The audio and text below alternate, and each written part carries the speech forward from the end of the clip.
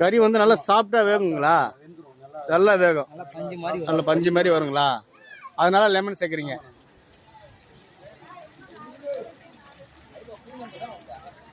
Run number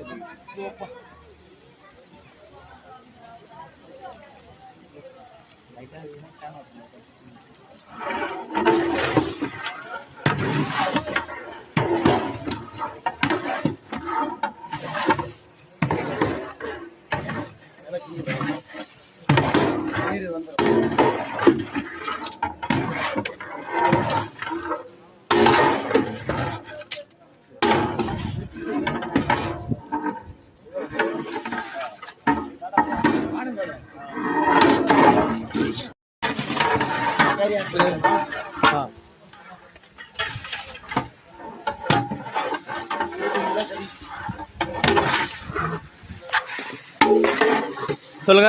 25 kilo கறி சேர்த்துட்டீங்க. இப்போ இஞ்சி பூண்டு பேஸ்ட் நல்லா வதங்கின உடனே கறி சேர்த்துருங்க. அது கூடவே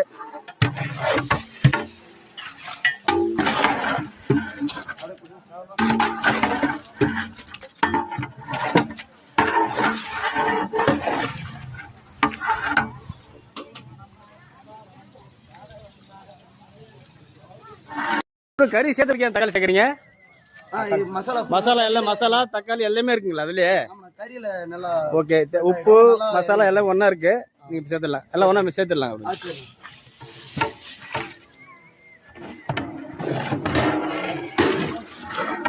மகளே பாருங்க, மசாலா தக்காளி வெங்காயம் எல்லாமே ஒன்னா சேர்த்து, உப்பு தயிர் எல்லாமே ஒன்னா சேர்த்துருக்காங்க. கறி மேல சேர்த்து நல்ல ஒரு அது ஒரு 20 நிமிஷம் வேக விடுவாங்க உங்களுக்கு.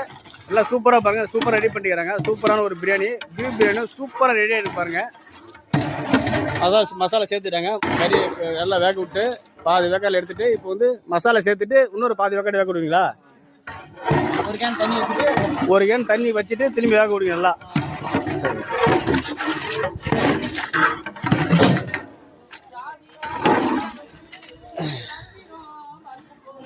பாருங்க எந்த அளவு எடுங்க காட்டுங்க பார்ப்போம். பாருங்க எந்த அளவு சூப்பராக இருக்கு பாருங்க. கறி வந்து அழகாக பாதி அளவு சூப்பராக வெந்திருக்கு, சூப்பராக இருக்கு.